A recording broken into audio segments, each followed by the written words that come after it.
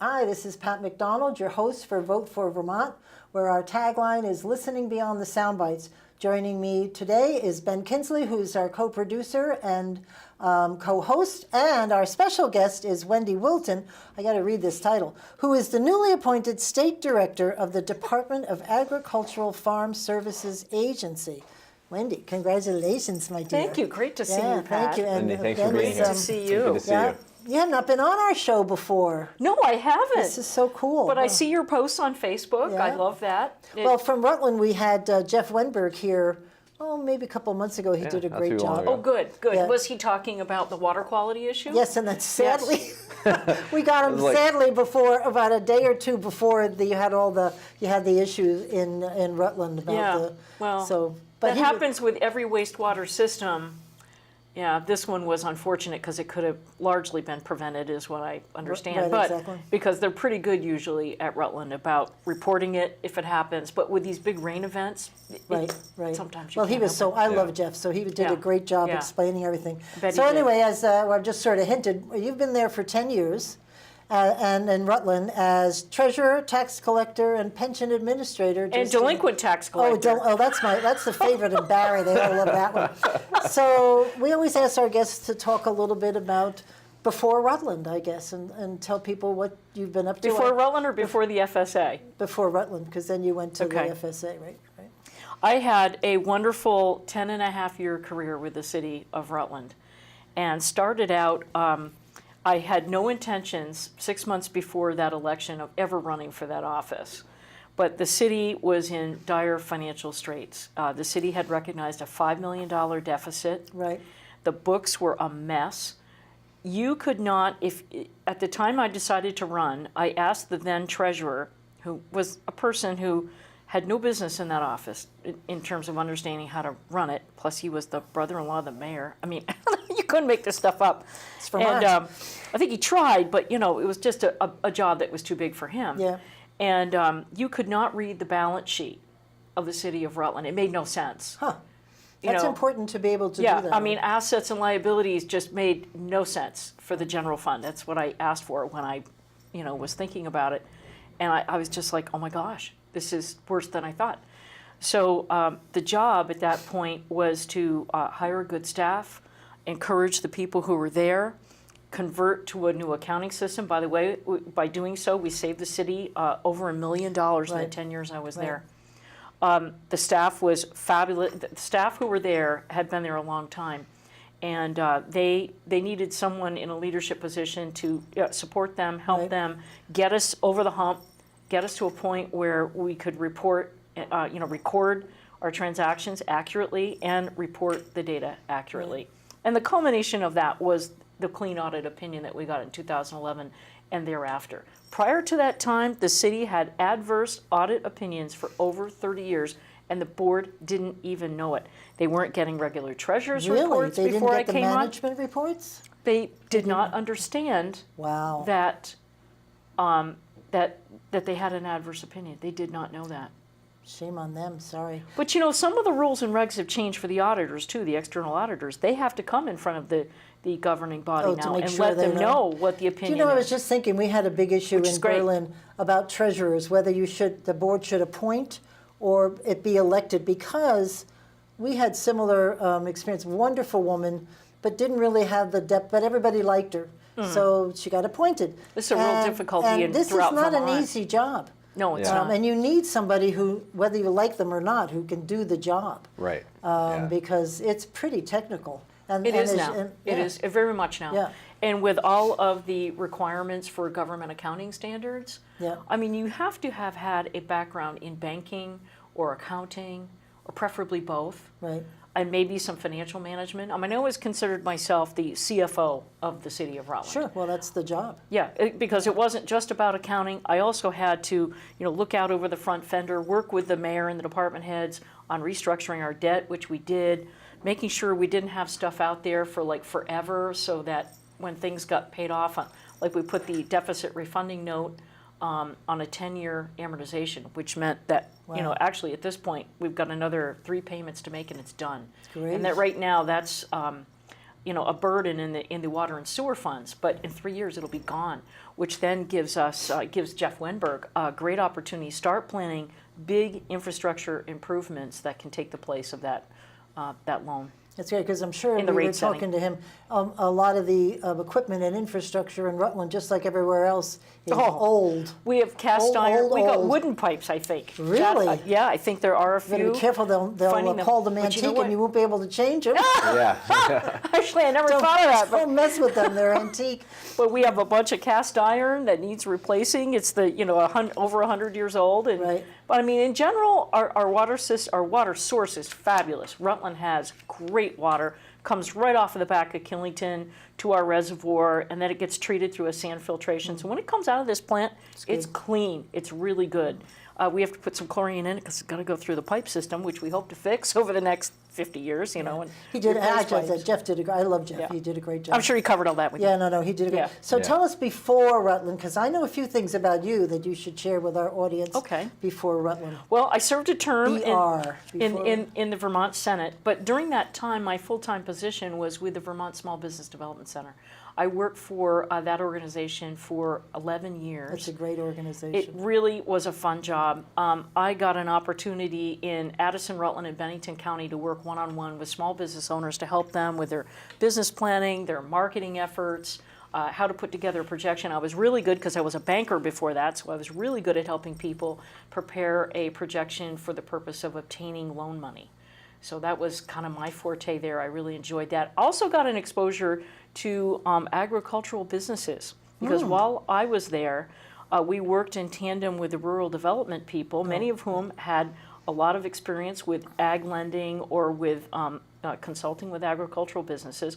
We brought that right into the Small Business Development Center fold. So I actually had my first exposure to agricultural businesses way back then Wow, when I great. was with the Small Business Development Center. So the whole thing about coming to the Farm Services Agency is sort of like a boomerang. It's like I went back, back. there. And when I served in the state Senate, I was on the Agriculture Committee. And if you remember at the time, the Ag Committee was like a third committee. It was like a volunteer thing. It wasn't a standing committee at that time. Oh, I didn't So know I was that. actually on 3 committees of the Senate, and Ag met early in the morning. Oh, you're kidding. No, so met at 8 o'clock. The normal 2, and then you volunteered for ag? I did because I thought that was important to Rutland County That's great. because I represented Rutland It's hard County to at the time. believe that they didn't prioritize agriculture enough Well- to make it a standing committee at that point. Later on, they did. They Yeah. were able to make it a standing Yeah, committee. because the issues are just huge. Yeah. Huge, Have been for especially years. when we're talking about water quality. Yeah. We're talking about the economic viability of the state. Right. Land use. I mean, all of those things. Yeah. Yeah, it's crazy. Well, I think it's interesting too because you mentioned you're doing investment and advice for small businesses when they're going out looking for loans. You don't think about it, but farmers and people in the ag community have some pretty major investments they have to. Oh be my able to- gosh, yes. You're talking about buying a piece of farm equipment. You're looking at $200,000, $300,000, $400,000 in investment up front. For some of it, yeah. For some of it, I mean, if you're Or buying. how about the barns? How about or the a barns barn, they build yeah. for Right. dairy now? I mean, Right. huge. Yeah. And then when you're talking about environmental protection, like developing a manure to energy, those are big infrastructures. It's very similar to a wastewater treatment plant for a community. Very similar process, but it's a big concrete pit where all the manure goes, and that's what's sort of fermenting and creating the cow power, methane, right? the methane, which Right. gets burned off for energy. So farm to energy, those are very pricey investments. Yeah. So Yeah, it's crazy, and even stuff like a lot of farms are doing solar now on their roofs. Any open space that's really not well suited to growing crops. that's another aspect of farm to energy. Yeah.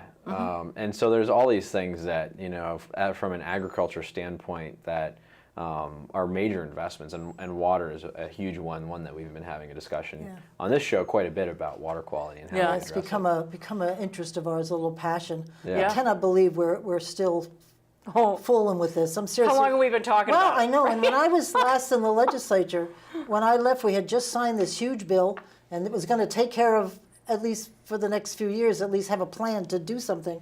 And when I ran again for the Senate, I went to a meeting, and we haven't done much. Hey, so here we are. Over 10 years ago when I Yeah, was in the state fooling around Senate, with the remember same Clean thing. and Clear? Yeah. Oh, That's my God, when we right. started looking at that actually used FSA program money, the CRP money, CREP money is what they call it, to actually provide funding for farmers to plant riparian buffers, work with the national or the Natural Resources Conservation Service on contours and things like that to prevent runoff. So actually, the FSA and its sister organization are pretty instrumental in that stuff. That's great. As well as providing operating loans for farms and loans for farm ownership, either a direct loan or a guarantee. A lot of what we do is guarantees because Ben's right. A lot of times we're talking about huge amounts of money, and it might be a bank that's actually going to do the loan, but the FSA provides the guarantee against the default so that the lender will either lend more or make the loan because there's some risk involved. Right. So that's a really important aspect of what the FSA does. I think with your background, people were saying, what do you know about agriculture? I know. It's mostly, if it's all financial, isn't it? Yeah, pretty I mean, much. I looked at that website, and I looked at all the programs you have, and it all had dollars attached to it, and Yes. and you Whether really it's- needed to know that's right. how to deal with numbers, which would let me out. And administrative stuff. Yeah, right. Understanding the programs, how are they applied? I mean, there are obviously professionals who work for the FSA that understand those things. Whether it's right now, we've got a disaster relief program going on. Remember those windstorms we had about Oh, yes, 4 that or 5 really weeks did ago? way more damage than I even thought. Especially up in northern Vermont. I mean, before Rutland had been getting these huge windstorms, but this one went to the north. And what happened, a lot of the maple producers, their taps and stuff got ripped out. So right now, the folks from the FSA and the Natural Resources Conservation Service, which is our sister organization, we're co-located. I want to talk about that a little bit. And NCRS, I'm getting the acronyms now. We're going to ask you to straighten this out. NRCS, NRCS. One of our questions is, could you talk about the chain? I actually tried to figure out where does USDA, where does agriculture fit in with your okay. agency? Oh, yeah, And I can explain that. But maybe you could. I couldn't figure it out. I gave up. I said, well, I'm going to ask Wendy. But NRCS is a sister organization under the USDA, and they work with farmers on soil conservation and looking at plans for cropland and things like that. So the two agencies are serving the same group of people, just with different services. We're more financial and loss programs and disaster relief, and they work on actually And implementing. that stands for the Natural Resources of Conservation course. Service. Okay, right. Yep. Right. It's do you part have- of USDA. Do you have like shared, field agents when you're going out and talking to the? We don't share staff, but we share location. Okay. For example, the state office in Colchester is the NRCS and the FSA in the same office suite. Okay. So do you two report into agriculture that reports into the USDA, or is it a direct line to the USDA? Both. Well, this is all actually part of a new restructuring under Secretary Perdue. Oh, well, that's that brand new. that NRCS was actually under a different division before, even though we were co-located in Vermont, which is great. But now with the restructuring, we're all under the NRCS and the FSA, Farm Service Agency, and NRCS is under one undersecretary, okay? Which is he's up for approval very shortly here in front of the U.S. Senate. His name is Bill Northey, and he's the candidate. And that, I think, got voted out of committee today, hopefully, and he should be approved. He is the former Secretary of Agriculture for the Because state I of must say, Iowa. the president has an awful lot of open spots because they just aren't moving his appointments. Yeah, this one fast should not enough. be controversial. Oh, really? Okay. Because I mean, you can't. He's obviously got give the him what he credit. needs, and then you can criticize. But you can't criticize him if you're not giving him what he needs. So Yeah, and he's it's my going to be political statement for and the he'll day. be the undersecretary to whom my agency will report. The risk management group, which is an insurance program for farmers against loss, think mostly crop loss kind of stuff, and also the NRCS. Okay. All three of those are going to report to This the undersecretary for, it's called FPAC, another acronym, good of course. grief! No wonder I couldn't figure this out. You must have a heck of a business card. See other side, right? But that's okay. Continues. So we're in that bucket. There's actually 7 undersecretaries for the USDA who all report to Sonny Perdue, who is the Secretary of Agriculture. Okay. Okay. Ah, Great well, I guy. see. I just Okay. came back from DC last week. He met with us. It was the Rural Development state appointees and the FSA state appointees, of which I'm one of those. We all got together Monday. He addressed us in the morning. Next day, there was a reception in the afternoon where we got our picture taken with him. We got to talk to him a little bit more. And then the third day, he spoke to each group individually. And he made some really, he really did a lot of outreach. He took a lot of Q&A. Great. He was very good about sharing his vision for USDA, U.S. Department of Agriculture, and I was really impressed with him. He came out of retirement, that's obvious. He's a man in his 70s, but smart, diligent, speaks plain. I like that. He grew up on a dairy farm in Georgia, which is great because, hey, we're all about dairy. Right. He happens to know Jim Douglas, by the way, Oh, because they really? were governors Small world. together. He was governor of Georgia. Oh, his, nice. his career path was that he was a veterinarian. So I didn't get a chance to ask him, but I assume that he also served farms in that capacity, Great, and great. he always had a farm. So it's a really interesting guy and really very diligent and hardworking. Great. And it's very clear. His motto for the USDA is, we're going to do right and we're going to feed everybody. Like that I goal. like it. So breaking that down a little bit, you can actually see these videos on YouTube. That's how he's been communicating since he was appointed about 7 months ago. So he hasn't been there that long. Yeah. But he's been doing these videos, and anybody can look at them. If anybody in your audience wants to know where's the USDA going to go, hey, check it out. Yeah, we can put a link in. Yeah, we could do that. Yeah, that'd be great. And his do right or do good is all about making the USDA efficient, bring up our technology, which is great because we need to keep improving that. I mean, we got farmers running their combines by their smartphone, right? So really? Yeah, that's a new thing now. I didn't out in know the that. Midwest? That's cool. Yeah. Oh, there's all kinds of technology. So like in little agriculture. robots out there, or Yeah. big Pretty robots. much, big robots, Big yeah. robots. So, I mean, there's stuff happening like that, but yet the agency hasn't kept pace with the technology that our farmers are achieving. So, you know, we need to really invest in this. And when I was in D.C., he told us that the USDA was one of the departments that was selected to work with the White House Office of Innovation to start really ramping up our technology. Nice. Right now, I think the deputy secretary said we have 39 different databases, and that's just crazy. Wow. That's just crazy. Wow. You know, so there's a lot that's going on there. Being efficient, and remember that the NRCS and the FSA are both the front-facing. We're in contact with the farmers. What did he say about feeding with everybody? Okay, Because let's talk about do you that. know in Vermont, 1 out of 4 Vermonters deal with food insufficiency, which just blows my mind Blows in my our mind own too. state. Huh? Blows my mind too Yeah, I because mean, and this is a farm state, and we're all, all about food, farm to plate, and well, we need a few I think plates filled up with food. I think there are a lot of people who are eligible for either their community cupboard or your version of it here, or for SNAP or anything, and they just either don't get it, or if they're eligible, they don't use it. Well, John Sales explained to me That's from the food unfortunate. bank that a lot of these people live in homes that you would never in a million years expect them to have any financial problems. And I've heard that too. The first Yeah. thing you pull back on, because you can't pull back on your rent or your heat, your electricity, is food. Yeah. And so they save or they don't spend their money, not save, they don't spend their money on food, and because they need to meet all the Yeah. other bills. And you Yes. can't tell from where they're from in the McMansion or whatever, and they're struggling.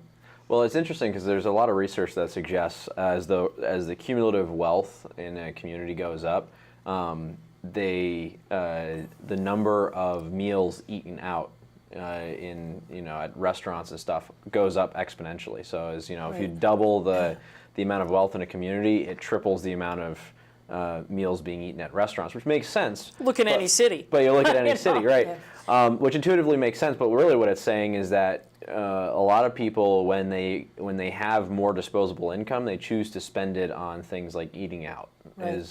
Is really what it's saying. Yeah. So that makes sense that the inverse is also true. When people have less money to spend, it's one that nobody would see you. Right. If no one sees if that. appearance is important, you Yeah. got to have the car, you got to have the house. And I've heard this in Rutland too, though. So Yeah. what is this guy's proposal to feed? Well, he us actually all? was even talking globally. He said, because we have capacity in agriculture in this Right. country. I mean, I think we've got so many programs out there, even at a local level, at a national level, because the SNAP program Yep. comes through USDA. And there's also excess dairy product. I know at Thomas's Dairy in Rutland, they're one of the distributors of the WIC program for cheese kidding. and milk products Right. for young families that don't have money, making sure that the kids get milk and cheese. You know, that stuff's out there. But I have a friend who works there, and she said there's people who have access to this, but they don't come get it. Right, well, a lot That's of the people in unfortunate. those homes they don't want to necessarily, although somebody from the food bank told me he was seeing a lot more professional people in the food banks taking advantage of the food, and they're there. Wow. It's So, interesting. yeah, Crazy. Anyway, but I think he was really talking globally. wow. And I really think what he was, saying, I mean, obviously there'd be an interest in USDA in making sure people in this country get fed too, Right. or that the largesse is there. But I think what he was talking about, and this is particularly interesting to me, because President Trump appointed Terry Branstad, who is the former governor of Iowa, Oh, I to knew be that the name. ambassador to China. Whoa, Now, I've been to China, and I've been to rural China, and it's amazing to me that they can feed 1.3 billion people based on the technology I saw. Now, Yeah. there could be some other parts of China where they're more technologically advanced in their farming, but I can tell you, I have a feeling that China imports a lot of food. Yeah. does That's- I don't know anything. I think they about do actually. They import a lot of food from Vietnam, I believe. But yeah, their agriculture in China is not as robust as you would expect it to No, be. it isn't. You know. A lot of hand labor. That's what I saw. Yeah, Yeah. well, that's in the fields and. Well, and that's actually one of the things that China signed on to the Paris Accord mostly because they were worried about food insecurity, that their agriculture system is vulnerable to climate change. But I can tell you when I was there, and of course this is rural China, we were in this little village out in Dali, and my daughter and I. She studied Chinese, so she Oh, I was there remember for you a summer. posted So I some went of over those, for yeah. 2 weeks, and it was a Right. great trip. It was a Right. wonderful trip. But I can tell you the farm equipment, like the trucks they use, honest to God, these look like 1940s Soviet issue, and they were so polluting. So if they're worried about the Paris Accord, they're contributing to it. I mean, Oh, yeah. the Yeah. cities in China are very dirty. It was really funny because it's just sort of a side note. So we were staying at a hostel in Dali with some Chinese people who were very intelligent, very educated. They could speak English, and we had dinner with them. And I said I was just shocked about how it seemed to be like even monuments and stuff, people would just throw trash. They were real litter bugs. Really? Nice people, loved Yeah, them, but yeah, just their their lifestyle. Cleanliness was not a big deal, and I said, geez, I mean, is that going to change with more education in China? And the woman said to me, she says, this is nothing, you should go to India. I was just like, yeah, they looked down on the Indians, said they were dirty. Anyway, so it's just so funny. Well, it's just a lifestyle. They don't consider that important, I guess. I right? guess, I don't know. But friends of mine who've been to India have said, yeah, that's probably true. But she had been to India, so she was like, in comparison, we're not that bad. It was funny. It's interesting because it's also, you look at the U.S. has come a long way in the last 100 years in that way too. I mean, Oh, yeah. you look at New York City or Detroit in the, I think the cities are cleaner. People don't smoke as much, Exactly. which Right. was always disgusting. I mean, Yeah. how many, in the old days, Pat and I are old enough to remember this. You come out of a restaurant, there'd Speak be for cigarette yourself, butts. Wendy. Okay. I'm old enough.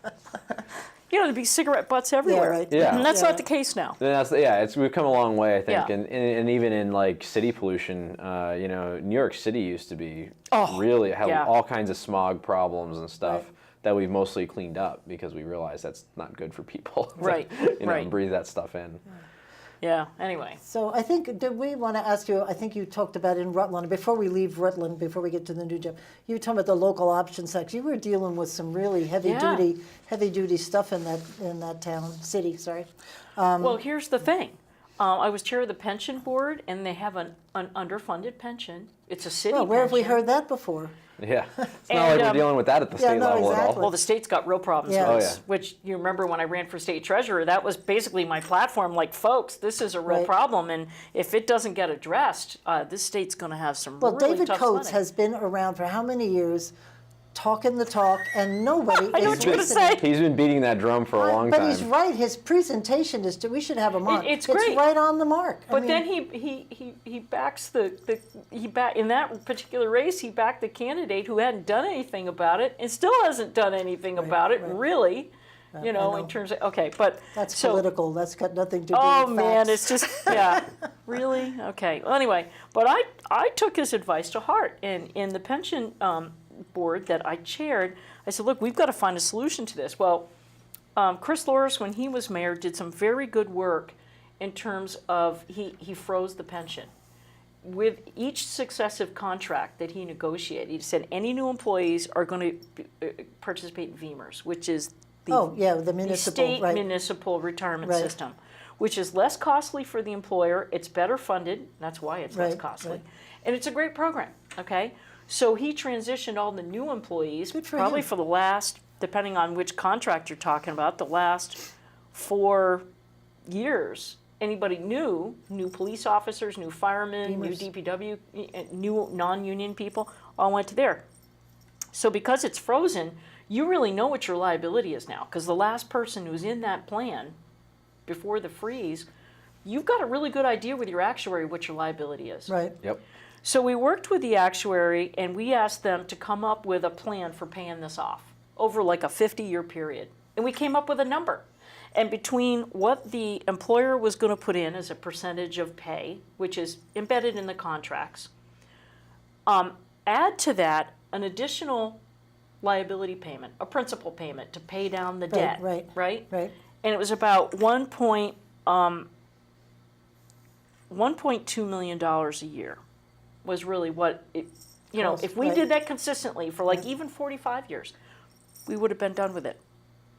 So this year that we're in, fiscal year 18, the city did make that commitment. They passed it and it kept the additional The payment. local option tax. Yeah. No, that's no, this different? is something different. Oh. I'll talk about local Okay, option in a all right, minute. sorry. But this is the additional pension payment to pay down the debt. Oh, okay, so that came out of So taxes this year, collected. that's in the budget and it's Oh. going to happen.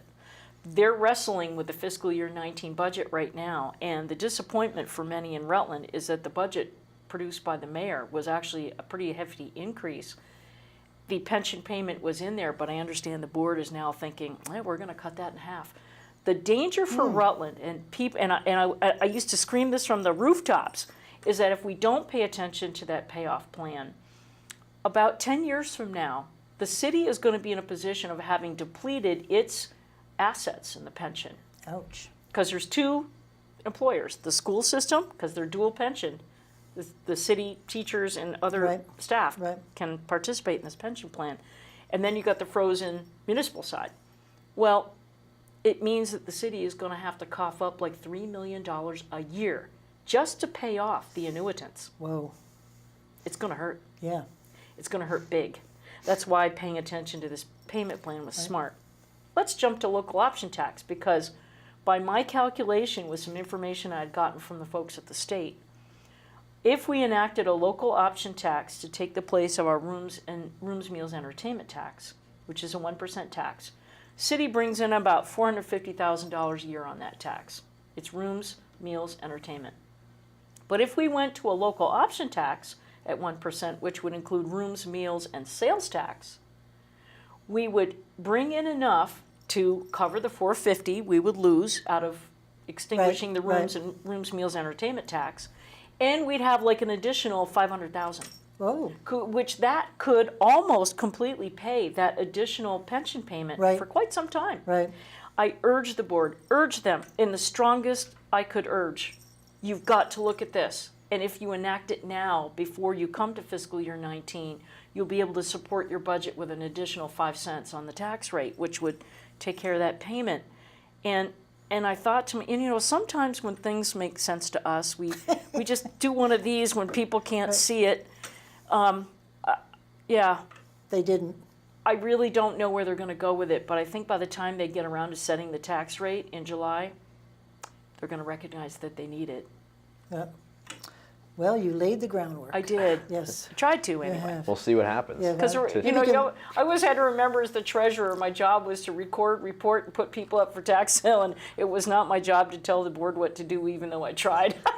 Or it was my job to tell them what to do. It was up to them whether they I took would the think advice. they should have paid attention because this pension thing is just. Oh, it's huge. I mean, we're still nobody's paying It's attention huge. to Oh, and David. at the state level, it's a time bomb because waiting to they go think the off. state's never going to go out of business, so there'll be Yeah. always money coming in. But Well, I think it's interesting because it brings up another point that we've talked about before. Is if you look at, you know, because we talk about budget. There's a budget deficit every year. You know, a couple of years ago it was $100 million. This year it's going to be $45 million. You know, it's, Even I don't want to stop you. Well, I will stop you here. Just say the even more than deficit. It's really about the fact that the revenues continue to shortfall. Exactly. And this has been Exactly. happening Like a big for surprise. Vermont like for the last 7 years. That's frightening to me. Right. Yeah. What that says is we don't have a viable economy. I tell you the thing that worries me about this too is that look out there nationally.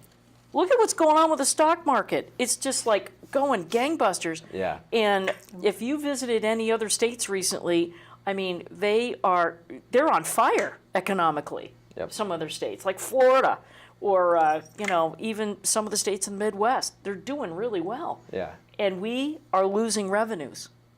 There's something wrong with this picture. Something very wrong Well, with this picture. I think it's a reflection of our demographics too, in a lot of ways. That's a very big part of it. You know, it's we have an aging population. We have people that are retiring. There's, you know, it's They don't make as much money, therefore they're not paying in the income tax. exactly, yeah. Yeah. And so it's it's a cycle that we're in danger of getting stuck in. But I think what's interesting. But so if you look at this deficit that we've had, and a lot of that deficit is like you said, coming from lack of revenues coming into the system. But what's interesting is if you look at more broadly than just what our year-over-year deficit is, and you look at our unfunded liabilities in the state pension fund, you look at the unfunded liabilities in lake cleanup, because we have hundreds of millions of dollars in liabilities. That's correct. And then you start looking at some of those things, it's a really scary picture. The balance sheet is not pretty. It's not a pretty, yeah. and No. yet they keep doing other stuff. That's nice.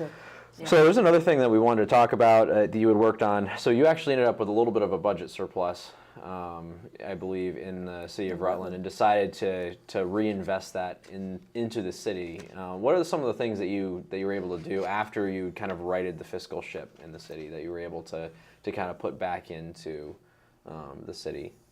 Well, the surplus was dealt with each year as the board set the tax rate. So what they were really able to do with the surplus most of the time, I mean, sometimes they would carve it out for a specific project. Like one time we did an efficiency Vermont, we changed it out, all the street lights to LED. lights, yeah, right. And there's a cost to that. Right. You know, we knew we'd get the savings on the other end, but so we carved out from the, you know, we had an excessive fund balance over the set point. I mean, you need a certain amount of fund balance, unassigned fund balance, to run your city Right. or run your town.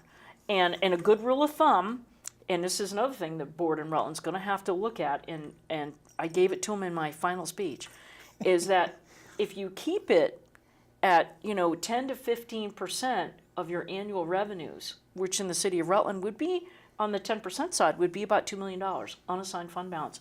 You have enough money to operate your city, make the payroll, pay the city's bills, and if Irene happens, you're not stranded. You've got money that you can apply to fixing, emergency infrastructure. Right. Paying overtime for people that have to come and do the work. So, that's really important to any town. So people should think about that. At least 10% of the town's annual general fund held. revenues should be the unassigned fund balance in the balance sheet. It's sort of like when you own a small business. You're always told have 2 to 3 months worth of working capital. What are your monthly expenses in your Right. business? Have 2 to 3 months worth, Right. on tap at all times, at least 60 days. So, because the board passed that as a resolution at one point, they've been paying attention to it. So when we came around to set the tax rate, if our unassigned fund balance was more than that 10%, the excess, we were just applying toward the tax rate for the next year, essentially giving it back to the taxpayers. So it wasn't always invested, Ben.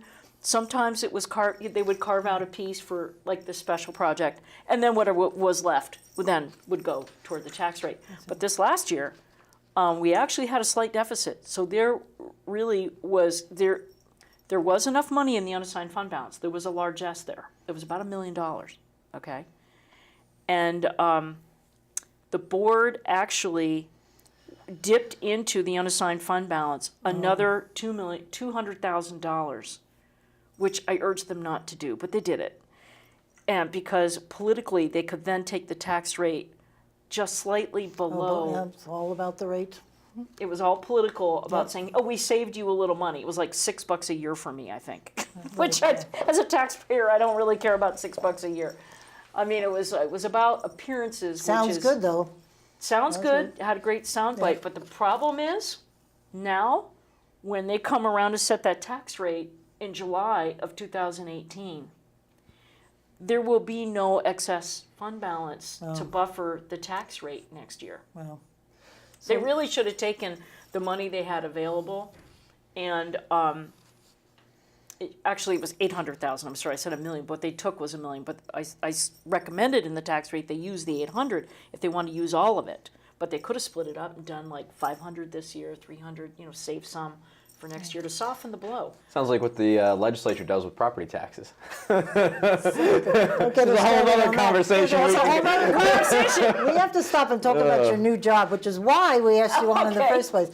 So, could you tell us a little bit about what it does? It's AFS? FSA, Farm Service Agency. Okay.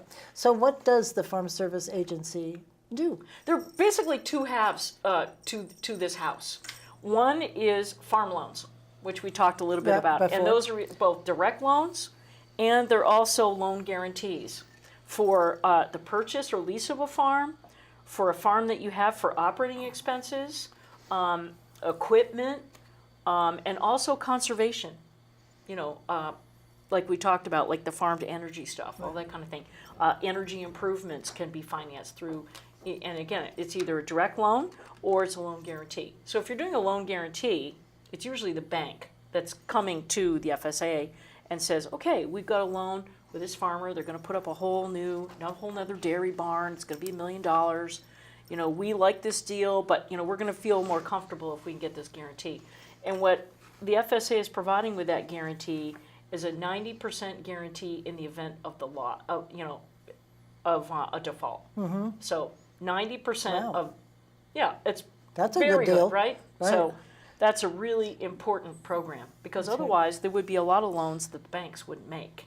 Cool. It's very similar to the SBA loan guarantee, which you're probably familiar with. Right, sure. Right? The SBA does those, in every state.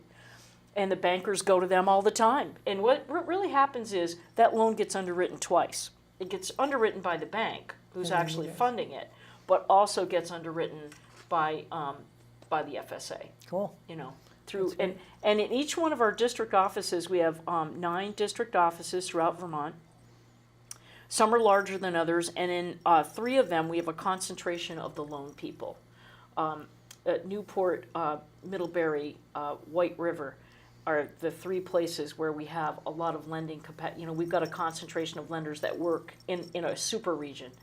And so those are the people that actually go out and meet with the farmers, help them put their application together, probably very similar in a way that I did with the SBDC, but they're also, with the direct loans, some of them have lending authority, so it's a little bit different. The other side of the house, and again, these are all within the same organization, and we all work together, and out in the district offices too, are there's a general manager called the County Executive Director. Now this is really interesting. That person actually answers to a county board of farmers that are elected, interestingly enough. Even though within the structure of the FSA, we have some management responsibilities, and obviously they have to do their reporting and they have to, do their job. But they're really kind of obligated and answerable to this county board, That's a which weird. is interesting. That's a weird Isn't management it strange? structure. So each This is county true has throughout this the group? country. So Okay. Washington County's got this elected board.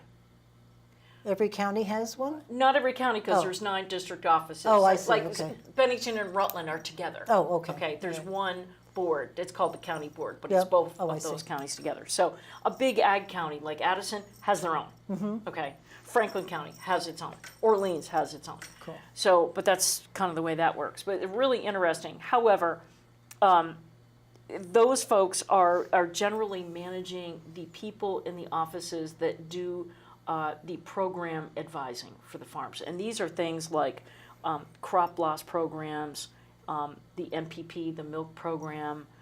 There's another, any of the disaster relief stuff.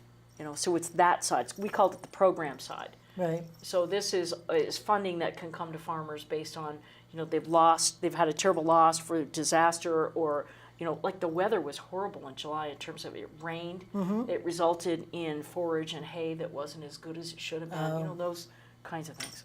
So, so there's that. So it's really two sides. And then remember, we have a sister organization that we're co-located with too, Right. throughout the state, Right. which is the Natural Resources Conservation Service. Very nice. So do you work pretty closely then with both the sister agency, but the state of Vermont? Do you work with them at all? And of course Yes. you work with farmers. Yes. Do you work with any of the economic development agencies in terms of giving out loans? Because I'm sure there's a number of loan programs. Not around really, the because state. they're really focused on non-ag business mostly. Gotcha. Like the economic development groups, like GBIC or Reddick. They're, Right. I mean, they might be, but I mean, really, the ag has its own other path. So you deal with our Yeah. ag, with Ensign and his people? Yes, Yeah, yes, yes.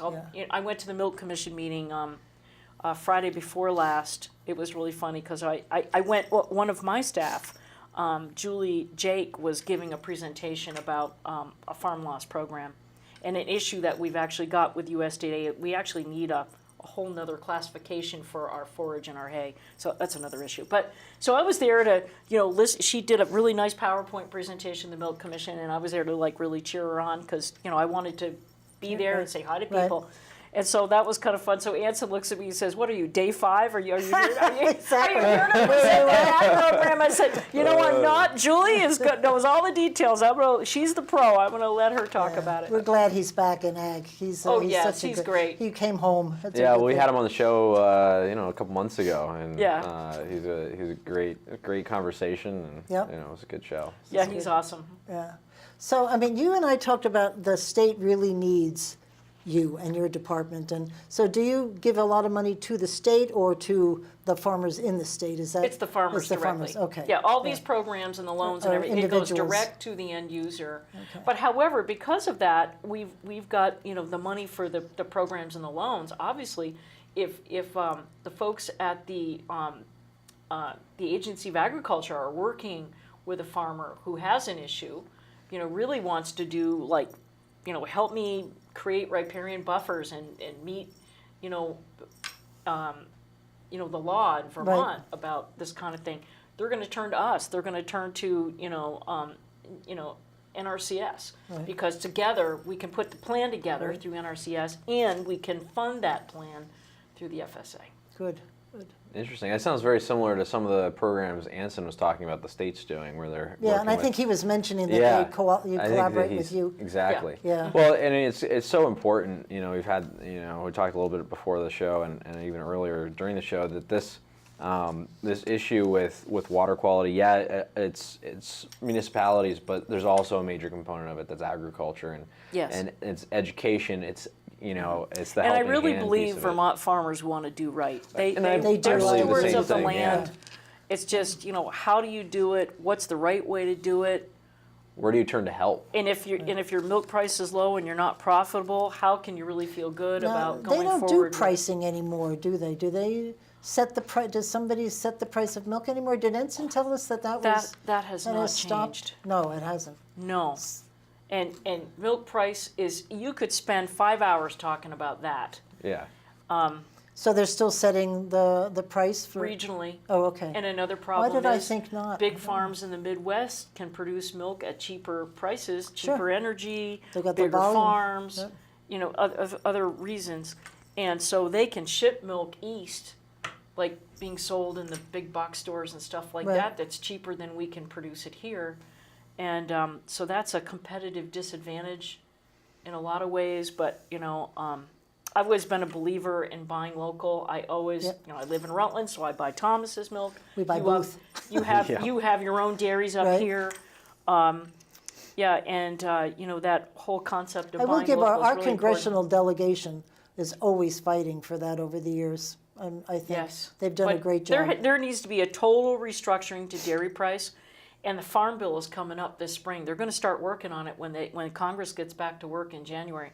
So it's going to be very interesting to see what they do. I mean, at my orientation, there were a lot of dairy states, and they were asking what's going to happen with milk price and milk supports. So it's not, is it regional or? It's regional. It's regional. Well, that makes sense. You know if who knows everything in the world about this? Of course, Nansen knows about this too. Right. But Roger Albee. Oh, Roger, who's of course. He had Right. this job years ago, and he was the Commissioner of Agriculture when it was a department, not an agency. Yeah. I think. But same job. He can tell you all the nuances about milk pricing. And Because I will say, I just remember over the years working in state government, it was, you just waited and worried, and then when it was announced, it was good, bad, or indifferent. Yes. But, Yeah. I mean, they live or die with these pricing. of course, They do. Nansen's the chair of the Milk Commission. He can. There you go, certainly fill Ensign. in. And you know what? It would be really good to have him back as the Farm Bill is being considered. I was Oh, going to that's- say that's a that great could be an idea. interesting panel Yeah, discussion right. to Yes, talk about. yes. And in fact, Yeah. maybe you want to ask, one of the congressional delegation to join you Right. on the show to fill you in. But I mean, I'm willing to bet, even if it's not one of the delegation, one of their staff that works Right, with ag right. issues. Great. I Yeah. think that'd be great to have a little discussion. Yes. Because this is so important to Oh, it's so Vermont. important. I mean, I look in my little town, we had, when I first moved there, I would say 7 or 9 farms. Now we're down to Oh, 2. there's- We have flowers and Yeah. we have organic, this and that, but the actual dairy farms are just, There's been tremendous consolidation in the industry. And actually, in terms of the environmental issues, that's actually been a positive, I think, because the big farms are using those, farm to energy to deal Right. with the manure and stuff like that.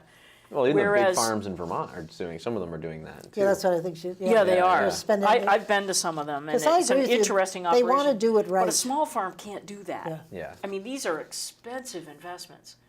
And, I was surprised to so find with out. more consolidation, the creation of bigger farms has actually helped the environment in that way. Not that small farms can't do it, but it's a little harder Yeah. to get your hands around that big infrastructure. I was surprised about the cost of going organic. We had a discussion on the show about what it takes. Well, we've got quite a few organic dairies yeah. in the state. Yeah. Yeah. And well, that's sort of the new, thank God, because it's a new thing, but it costs them a lot of money to get the ground ready, to get the soil going and Right, the but things there they was have to money do. available for Yeah.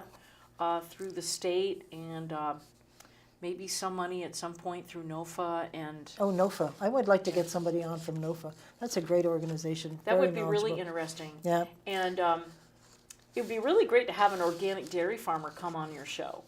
Now, there's several of them up in Orleans County, and if you need be, I can get you some names. Oh, that'd be great. Yeah, That'd that be great. might. So I want to tell you, your website, I don't know if you had, this website is amazing. You have got so much information on. It's almost overwhelming. Well, no, but it's great because whatever, I mean, you talk about things like bees and pollinators and commodities and cotton. I don't know why the cotton's there, but dairy, energy, No, wait, I want fish. to return to that in a second. Cotton? Well, not cotton itself, but I want to. This whole thing is just if you don't know, you just go on and there's information about everything. Now, obviously, people are following it for investments and their livelihood and what's going on in their business. But it is a great website. Oh yeah, It's amazing. The USDA has so much data Yeah. about delinquencies on farm loans and Yep. tracts of cropland, and if farmers want to, if farmers want to participate in our programs or participate in our lending options, they have to report their crops. Right. Oh, right. So they actually have. I think they sign up and say, "Yeah, I'm going to do it. I'm going to tell you what my crops were each year, even if it's hay." Do you have people to help the farmers who are looking at these forms and going, Yes, that's what the What the program heck staff is do. this? The people, I said there's two sides to Yeah, the house. they There's help. the farm lending, and then there's the program side. Yeah. It's the program people. yeah, so don't get discouraged when you look at it, because I was looking at No, no, some of they them and help I'm them like, with oh that. my word, I have no clue. Yeah. The county executive directors and the program people are the folks that are actually working with that side of it, the reporting side, the data side, all that. But in think- terms of, I when guess- it comes to a farm application, that's gonna be the farm loan people. You just don't take up farming anymore. You have got to know so much. I mean, it is Yeah, there's a lot just to know. it's It's ridiculous. amazing, especially if you were talking to dairy farmers, especially some of those that have more technical farms or a little bit larger farms, they're giving you the data, Yeah. you know. Well, it's their livelihood. I They know. gotta know this. But it's phenomenal. And there's actually a farm that I went to several years ago in Addison that has the milking robots, and the cow comes up to this platform, and it's a big scale. And the cow comes up is actually gets a little nibble of grain, but also the cows know they're ready to be milked. Right. So just after they learn this, they just hop right up one after the other, and the gate closes. So you got the one cow on there. So it cleans the cow and milks the cow. Taps, right. Weighs how much the milk was, so it's, before milking, after Yep. milking weight, there's your difference. There's how much milk the cow gave, and, how much feed they took, and, it's amazing, all Yeah. the metrics. All the stuff. It's Well, and that's the phenomenal. big trend now too, right? A lot of those, I'm sure a lot of the investment dollars you're working with are probably, a lot of it's going into Some of these. it is for technology 'Cause like that, sure. Talking with, or going to some of the trade shows. I've been to several of the agriculture trade shows in Vermont, and that's everything. Half the stuff there, half the booths are all about robotic milking and this and I that. And it's know. like the big thing that everyone's trying to do now. Ray Burke taught me how to milk. If anybody remembers Ray Burke? So I grew up, my uncles had a dairy farm growing up. They had 100 cows, 100 milking cows. So I grew up doing that. That's what Yeah. that's That's what I great. did. So Should have been on the contest with me. I lost big time. My great uncle had a dairy farm in Charlotte, and he and his wife were really lovely people, salt of the earth, right? But it was not a dairy farm that you would have ever seen on the cover of Vermont Life. Yeah, yep. The real farm. As most of them are, if Exactly. we're being honest, it's Oh yeah. yeah. So you said you wanted to go back to talk about when I was doing bee and pollinators and commodities. Cotton. You can't grow cotton here, but what was interesting, and I shared this on Facebook. There's a guy up in the Northeast Kingdom that grows milkweed, and the milkweed Oh, pod, you yeah. open up, it's that I just silky heard about stuff. Right, this. it Yeah. flies. Yeah. What do they do But with that? he actually harvested it, and it is like a filler for jackets, and apparently A back new in industry is born? maybe. Whoa. But back in World War II, they actually used the silky Milkweed. stuff from the milkweed pods to provide insulation in a jacket or a coat or something. Oh, Yeah, neat. I was just hearing about this. There's like Yeah. a big contract that it's in the guys in the Northeast Kingdom. yeah, he just landed a big contract with a company out of Montreal to provide filler for like jackets How and cool stuff. is that? Yeah. That's Vermont ingenuity. Well, and they figured out a That's way us. to treat it to get rid of like the bacteria and, And the little stuff bees to- that yeah. follow you around with your It's- jacket? It's cool. Well, no, there's no sugar in there. No, there's not. It would be No, when you open the bug-free or pods, something. you've done this. No, right? they fly all over the place. When Right, you're but out there's in one little seed, and then they Right. got this little fuzz on Yep, it. and they It's just take the fuzz. Oh, Yeah. You don't want the cool. seed. You Yeah. just want the fuzz. Apparently, it's almost as good as down in terms of. That's kind of the theory, and Yeah. there is so much niche agriculture That's in this state, and also probably all across the country. One other thing, maybe I should throw this out there. Somebody suggested to me somebody should be growing saffron. That we have the right I heard that too. Yeah. climate to grow. Because Really? it's a crocus. Yes, right. right, Okay. right. So if we could grow them, the trouble is that you have to hand pick off the stamens out of the flower, because that's what it is. Right. But you could see a cottage industry where somebody could do this. Cool. Yeah. Yeah, it could be neat. And how about the other one I posted on Facebook? You guys are both friends with me on Facebook, so you must have seen this one too, about the woman who has like 20, 30 Jersey cows over in Orwell. I think it's Orwell or Benson. So it's near Rutland County. But anyway, she produces a handmade butter that goes to Per Se and French Laundry in New York, 5-star, ultra gourmet places. She sells it to some high-end cheese shop also in New York City. It retails for $50 a pound, her butter. You're kidding. And I'm not kidding. And the butter sells at the Middlebury Co. for $27 a pound. Wow. So if you want the bargain, Yeah, really. Go you to the go to Middlebury Middlebury Co-op. Co-op and get it there. But and also another 5-star in Boston, I guess. But everything she makes, she sells. It's all handmade butter. Now we're going to see trucks coming in from New York and Oh my that. Yeah. That's It's like really after cool. the beer. What's the beer my husband stands in line for? Oh, Heady the Topper. Heady Topper. Oh, I You can't know believe what's he does great that. with that? You've got to have that cloth-bound cheddar, the Cabot that's aged at Jasper Hill, the Oh, real right. ultra Yes, aged right. stuff. With the heady That Topper. with a Heady Topper is a perfect pairing. You're I've been heard it saying here this for first. years. Everyone talks about like wine and cheese. I'm like, you get an IPA and cheese, Yeah. and it's very good. It's so good. Now, Yeah. mine Once tastes- again, our show has talked about We have brewery. to cover beer at some point in the show. We really have do. to get around. I'll tell you what we really need to do is we need to figure out how to grow hops here. Yeah. Yes. But it's a finicky Yeah. crop. Yeah. Weather, I weather was talking dependent, with because that's a problem. Yeah, you'd think you could grow it here. It grows really well in Oregon, Yeah. okay, and in Germany, obviously.